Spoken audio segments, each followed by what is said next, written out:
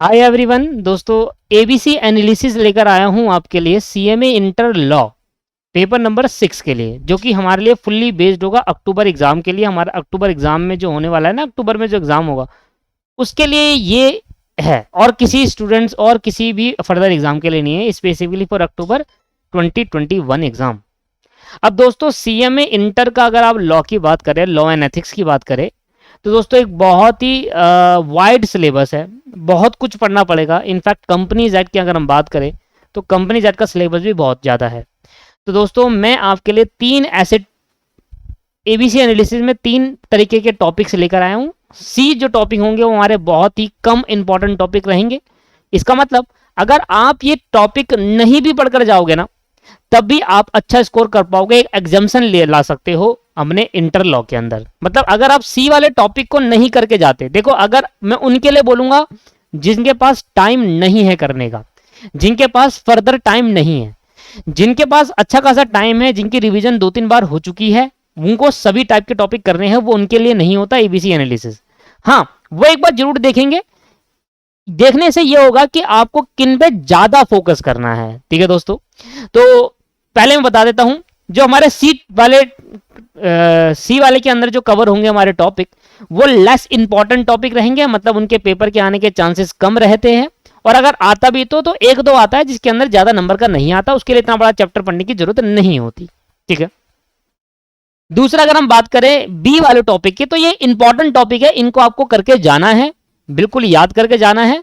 बिल्कुल अगर आप पढ़ के जाना चाहते हो, इन टॉपिक के अंदर, इन चैप्टर्स के अंदर आपको पढ़ना है और अच्छे से पढ़ना है। जो ए वाले टॉपिक है, मतलब ये कसम खा लो, इन टॉपिक को छोड़कर नहीं जाओगे, इन चैप्टर्स को छोड़कर नहीं जाओगे। मतलब ये ऐसे चैप्टर है जो 100% पेपर में आने के चांसेस रहेंगे, 100% पेपर में आने के चांसेस रहेंगे इन चैप्टर में से। दोस्तों आइए स्टार्ट करते हैं। पहले मैं सी टॉपिक में, सी वाले पार्ट का कवर करता हूं कि कौन से ऐसे टॉपिक है अगर आप इनको नहीं भी करते तब भी आप एक अच्छा खासा एग्जाम्शन स्कोर कर सकते हो, 60+ आप नंबर ला सकते हो इंटर लॉ के अंदर, वो भी अक्टूबर एग्जाम के अंदर। पेपर की कैसे पढ़ना है, क्या तैयारी करनी है, पहले मैं उन चैप्टर्स के नाम लिख देता हूं जो कितने इंपॉर्टेंट है, बहुत ज्यादा इंपॉर्टेंट है, कम इंपॉर्टेंट है और बिल्कुल ही कम ज्यादा लेस इंपॉर्टेंट है। तो सबसे पहले हम सी टॉपिक की बात करें तो एबीसी एलिज में सी टॉपिक की अगर हम बात करें तो सी टॉपिक के अंदर हमारे पास पहला जो टॉपिक आता है वो है पार्टनरशिप। आप पार्टनरशिप बिल्कुल छोड़कर चले जाइए, पार्टनरशिप आप बिल्कुल छोड़कर चले जाइए दोस्तों। इस टॉपिक से पेपर में 1 नंबर का पूछा जाता है या 2 नंबर का पूछा जाता है। इसके लिए आप पार्टनरशिप एक्ट को पढ़कर 1-2 नंबर के लिए पार्टनरशिप एक्ट पढ़ना मुझे ठीक नहीं लगता। ठीक है, आप इसको छोड़कर जा सकते हैं। मैंने फिर कहा, वो स्टूडेंट जिनके पास टाइम नहीं है, वो चाहते हैं कि यार मैं कम पढ़ूं और अच्छे नंबर या 60+ या पास हो जाऊं, वो ए टॉपिक और बी टॉपिक को कवर करेंगे, सी टॉपिक को इग्नोर कर देंगे। और वो स्टूडेंट जो कहते हैं कि यार मुझे बहुत अच्छे नंबर लाने हैं, मैंने सारा कोर्स कंप्लीट कर रखा है, अप टू डेट कर रखा है और मेरा अच्छा खासा रिवीजन भी हो रखा है, तो वो कोई टॉपिक ना छोड़े पर पार्टनरशिप छोड़ सकते हैं वो भी लोग, क्योंकि पार्टनरशिप से 1-2 नंबर का पूछता है, वो भी ट्रू फॉल्स फिल्म में। अगर आप एक बार पढ़ोगे तो वेल एंड गुड, अगर आप एक बार पढ़ भी लोगे ना तब भी पार्टनरशिप कर पाओगे। बस अगर आप अच्छे नंबर लाना चाहते हो वो स्टूडेंट, तो पार्टनरशिप के बेस पर एमसीक्यू जो है ना, बुक के पीछे हर चैप्टर के पीछे एमसीक्यू ट्रू फॉल्स विद वो कर सकते हो। बाकी चैप्टर पढ़ने की कोई भी जरूरत नहीं है। मैं ना आपके पास मैंने क्या कर रखा है, इंपॉर्टेंट क्वेश्चंस के डाल रखी है लिस्ट। मैंने कमर्शियल लॉ के इंपॉर्टेंट क्वेश्चन डाल रखे हैं यूट्यूब के अंदर, मैंने इंडस्ट्रियल लॉ के डाल रखे हैं और मैंने कंपनीज एक्ट और एथिक्स के भी डाल रखे हैं। दोस्तों ये सभी पूरे इंटर लॉ के मेरे इंपॉर्टेंट क्वेश्चन डले हुए हैं यूट्यूब पे, कृपया करके उनको जाकर जरूर देखें।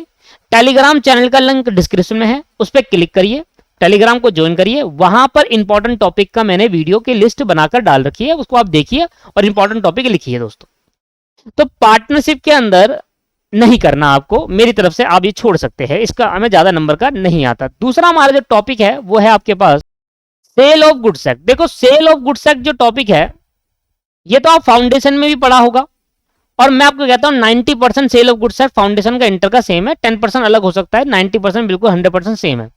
पता है सेल ऑफ गुड्स एक्ट से कभी कभी 1-2 क्वेश्चन पूछा करते हैं, तो आप सेल ऑफ गुड्स एक्ट छोड़कर जा सकते हैं। तो अगर आप सेल ऑफ गुड्स एक्ट छोड़कर जाएंगे तो सही है, कोई दिक्कत नहीं आने वाली, आराम से आप 60+ लेकर आ सकते हैं, तो सेल ऑफ गुड्स एक्ट छोड़कर जा सकते हैं।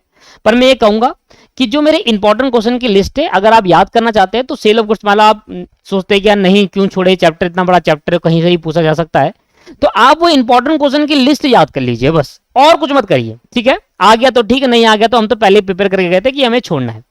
तो अभी तो मैं इसके अंदर 2 टॉपिक कवर करता हूं कि ये पहले तो पार्टनरशिप और सेल ऑफ गुड्स है, आप बिल्कुल छोड़कर जा सकते हैं, कोई इस पे जरूरत नहीं है। तीसरा टॉपिक भी लिख लेते हैं। वैसे देखो एक तीसरा टॉपिक जो है अगर मैं उसकी बात करूं तो एलएलपी और नेगोशिएबल।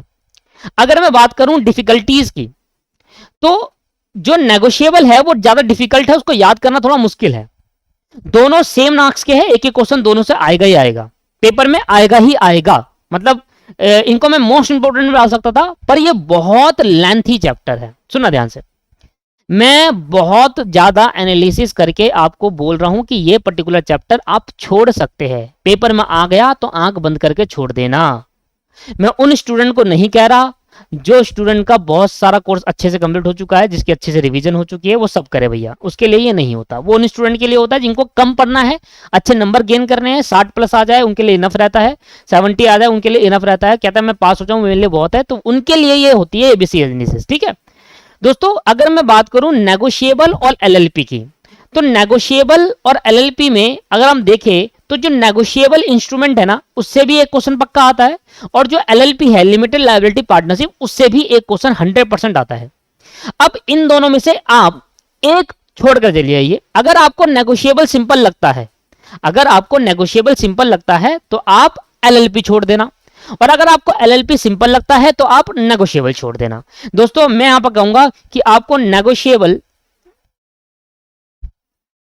पक्का आएगा, ऐसा नहीं कह रहा है कि सिर्फ एक क्वेश्चन में नहीं आएगा, पक्का आएगा, नेगोशिएबल से भी पक्का आएगा और एलएलपी से भी पक्का आएगा। बट क्योंकि हमारा सिलेबस का कंटेंट बहुत ज्यादा है, हम क्या क्या टॉपिक छोड़े ये हमें पता नहीं चल रहा, तो मैं आपसे कहता हूं कि नेगोशिएबल एक्ट की जो लैंग्वेज है वो काफी डिफिकल्ट है।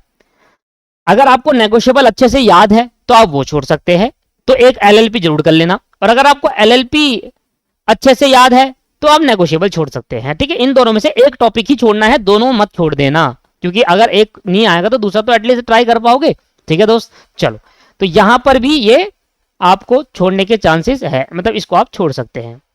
यहां पर कुछ ना कंपनीज एक्ट के चैप्टर्स है, कंपनीज एक्ट के कुछ चैप्टर्स है, मैं वो डाल दूंगा, उसको आप सिर्फ पढ़कर जाएंगे तो इनफ है, बाकी छोड़ सकते हैं, अभी नहीं।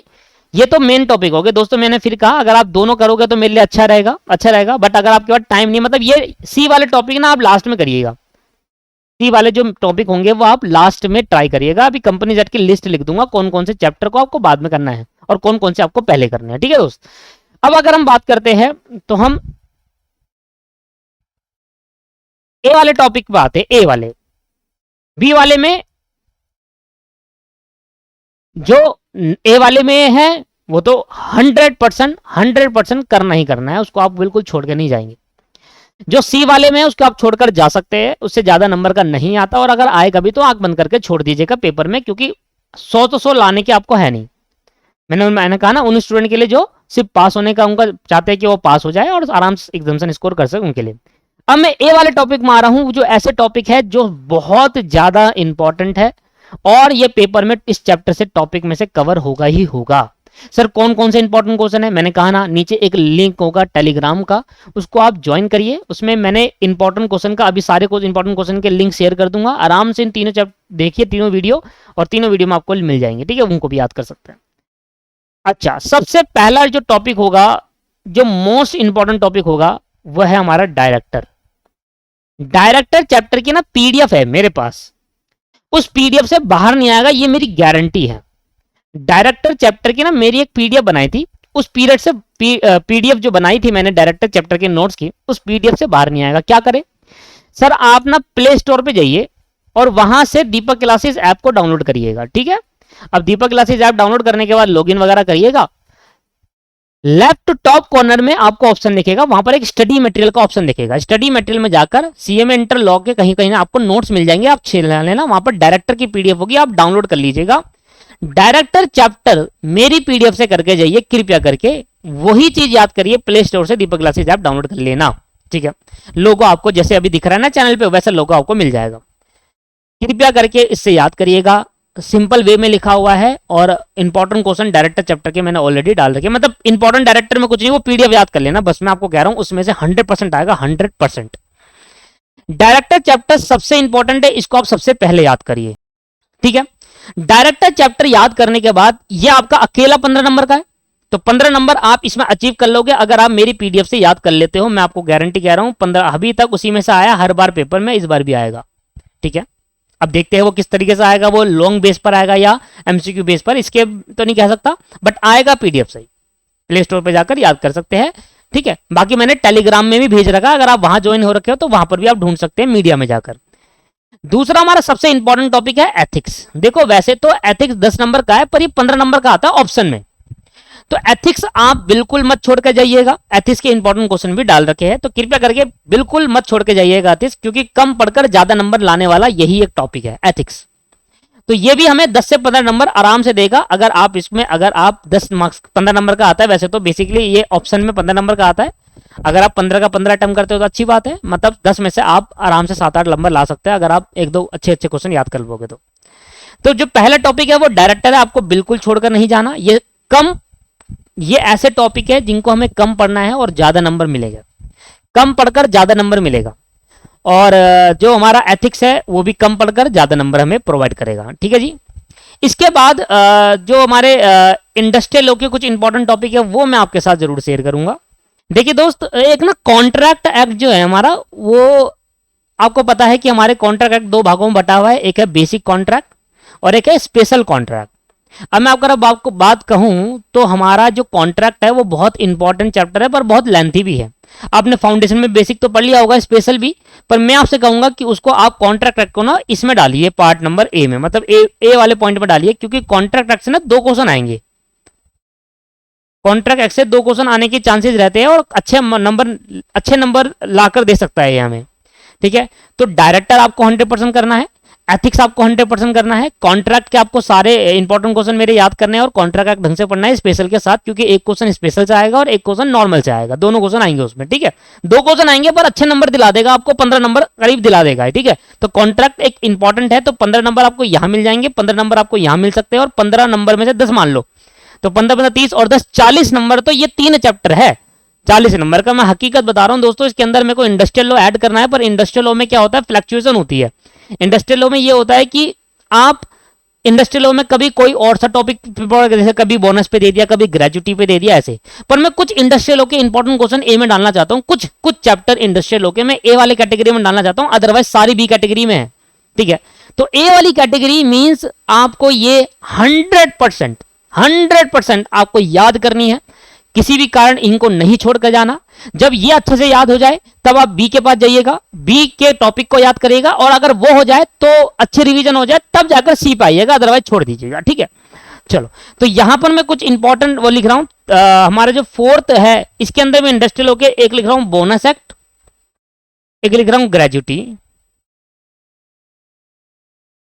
बोनस और ग्रेजुटी, ठीक है। ये जो 2 टॉपिक है इससे आने के चांसेस काफी रहते हैं, इसको आप जरूर याद करके जाइएगा। बाकी जो टॉपिक बच गए हैं, बाकी जो बच गया है वो हम बी कैटेगरी में डालेंगे, जो कि बी कैटेगरी में अब सारी चीज आ गई। बी कैटेगरी छोड़कर नहीं जानी, ए को पहले अच्छे से कंप्लीट कर लेना है, बहुत अच्छे से कंप्लीट कर लेना है, सारे क्वेश्चन याद कर लेने हैं, उसके बाद जब वो हो जाएगा तब बी के पास जाना है, और बी के भी सारे क्वेश्चन याद करने हैं, छोड़ना नहीं है, मतलब सारे इन चैप्टर पढ़ना है। जब ये खत्म हो जाए और अगर टाइम बचे तो ही सी पे जाना, अदरवाइज सी छोड़ देना, ठीक है सर। तो बी के अंदर कौन कौन से टॉपिक आ गए जरा बताइए। बी के अंदर तो एक रिमेनिंग पार्ट आ गया कंपनी जेड का, बी के अंदर आ गया एक रिमेनिंग पार्ट कंपनी जेड का, जो 15 नंबर का है, जिसके अंदर हमें 20-21 चैप्टर पढ़ने पड़ते हैं, remaining part of company Z. अब बताओ 15 नंबर के लिए आप 20-21 चैप्टर पढ़ोगे, पर उसके अंदर में कुछ इंपॉर्टेंट चैप्टर्स है जो मैं लिखवा दूंगा, उनको अलावा बाकी सब पढ़ सकते हो, मतलब छोड़ना चाहो छोड़ सकते हो, बाकी मुझे नहीं पता, इतना मैं नहीं कहूंगा कि 100% एक्यूरेसी तो नहीं होगी भाई दोस्तों, बट आपको एक बहुत अच्छा कम पढ़कर अच्छे नंबर या पास होने लायक तो मैं आपको चीजें बता दूंगा, मतलब आप इससे मेरे को पास हो सकते हो 100% चीजें। इंडस्ट्रियल लॉ रिमेनिंग पूरा यहां कवर कर लेते हैं सेकेंड पॉइंट में। रिमेनिंग इंडस्ट्रियल लॉ, आपको देखो इंडस्ट्रियल लॉ 30 मार्क्स की है दोस्तों, और इंडस्ट्रियल लॉ में कोई भी ये नहीं बता पाएगा कि 100% क्या आएगा, ठीक है। तो इंडस्ट्रियल लॉ कहीं से भी पूछ सकते हैं, कैसे भी पूछ सकते हैं, किसी भी चैप्टर से पूछ सकते हैं। बस इंडस्ट्रियल लॉ के जो इंपॉर्टेंट क्वेश्चन है उनको याद करते रहिए, इंडस्ट्रियल लॉ बिल्कुल मत छोड़िए, क्योंकि एक चैप्टर छोड़ने का मतलब है कि अगर उसी से पूछ लिया तो। इसलिए मैं ये कहूंगा कि इंडस्ट्रियल लॉ को मैं सी कैटेगरी में कभी नहीं डाल सकता। इंडस्ट्रियल लॉ का हर एक चैप्टर आपस में उतना ही इक्वली मतलब उतना इंपॉर्टेंट है। तो remaining part of industrial law आपको पूरा करना है, मतलब इंडस्ट्रियल लॉ आपको पूरा ही करना है, उसको आपको छोड़ना है ही नहीं। बस अगर आप सिंपल करना चाहते हैं, थोड़ा बर्डन कम करना चाहते हैं, तो सिर्फ मेरे इंपॉर्टेंट क्वेश्चन पढ़ लीजिए, इनफ है, वो इनफ है। ठीक है जी, चलो। तो remaining part of companies act, remaining part of industrial law. बाकी अगर आप नेगोशिएबल छोड़ रहे हो तो एलएलपी यहां आ जाएगा, और अगर एलएलपी छोड़ रहे हो तो नेगोशिएबल यहां आ जाएगा। ठीक है, नेगोशिएबल मतलब इन दोनों में से एक करना है और एक छोड़ देना है। ठीक है, अब बात कर लेते हैं कि कंपनीज एक्ट के कौन कौन से ऐसे टॉपिक है जो अगर नहीं पढ़ेंगे तो सही रहेगा, थोड़ा बर्डन कम हो जाएगा और हमें वो सारी बातें भी कवर होती हुई चलेगी। मतलब 15 नंबर का तो कंपनीज एक्ट 21 चैप्टर में से है, और बाकी एक 22वां चैप्टर जो डायरेक्टर वो 15 नंबर का है। तो 21 चैप्टर में पढ़ना पड़ेंगे 15 नंबर के लिए। ठीक है जी, अब 21 चैप्टर के अंदर कौन कौन से ऐसे चैप्टर है अगर वो नहीं पढ़कर जाते तो उससे आने के चांसेस कम रहेंगे और 15 नंबर हम अचीव कर पाएंगे। ठीक है जी, 100% क्लियरिटी तो देखो कोई भी नहीं दे सकता आपको, बट हाँ जहां तक पूरा इतना टाइम से है तो थोड़ा बहुत मुझे जानकारी है तो मैं आपके साथ शेयर कर रहा हूं। बाकी आपका बर्डन 100% कम हो जाएगा इस तरीके से अगर आप पढ़ते हो। मैं आपको गारंटी दे रहा हूं एक स्टूडेंट फेल नहीं होगा, 100% आपके 60 अबव नंबर आने के पूरे चांसेस है। 60% नंबर आराम से आएंगे आपके पास अगर आप इस वे में पढ़ोगे। ठीक है, बाकी आप अपना खुद का वे है तो वो आप करते रहिए, मुझे कोई इसमें इशू नहीं है। जिन स्टूडेंट को थोड़ा लगता है कि यार हाँ मुझे कुछ और मिल जाए तो अच्छा, मिल जाए तो बढ़िया है, तो मैं आपको ये बता रहा हूँ। ठीक है दोस्त, देखो सबसे पहला जो टॉपिक है मैं इसके अंदर डाल रहा हूँ। देखो मैं आपको फिर बता देता हूँ, बहुत सारे स्टूडेंट ना गलत ले जाते हैं चीजों को। मैं फिर बता देता हूँ, मैं ये कह रहा हूँ कि अगर आप, ये ऐसा नहीं है कि जो सी कैटेगरी में है वो नहीं आएगा, 100% आएगा। सेल ऑफ गुड से क्वेश्चन आ सकता है, नेगोशिएबल एलएलपी से क्वेश्चन आएगा ही आएगा, सेल ऑफ गुड से क्वेश्चन आ सकता है, पार्टनरशिप से चलो छोड़ो उसको इग्नोर करो, कंपनी आज के जो मैं टॉपिक लूंगा इससे भी क्वेश्चन आ सकता है। मैं ये कह रहा हूं कि अगर आप ये नहीं भी करोगे ना, और अगर इससे क्वेश्चन आ गया और उन्होंने छोड़ दिया वो क्वेश्चन, पेपर में इससे क्वेश्चन आ जाता है, सी कैटेगरी वाले से क्वेश्चन आ जाता है, और अगर आपने छोड़ भी दिया तब भी आपके 60+ आ जाएंगे, ये कहने की कोशिश कर रहा हूं।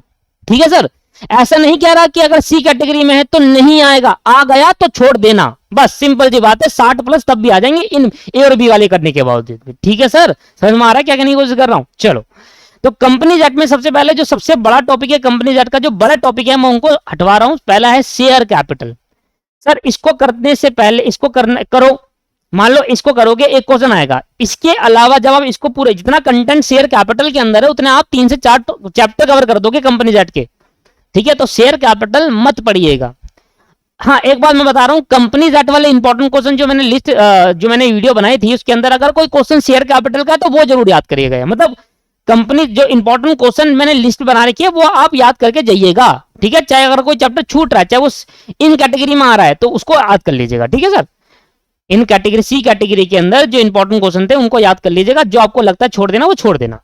शेयर कैपिटल बहुत बड़ा है चैप्टर, आ गया तो छोड़ देना कोई बात नहीं, 60+ का कंटेंट तो मैं आपको पहले ही गिव दे चुका हूं। ठीक है जी, बाकी शेयर कैपिटल का कंटेंट ज्यादा है इसलिए हटा रहा हूं, इसमें से आ सकता है भैया, मैंने आपको समझा दिया मैं क्या करने की कोशिश कर रहा था। ठीक है, छोड़ना है छोड़ देना, नहीं छोड़ना कर लेना। Preference share,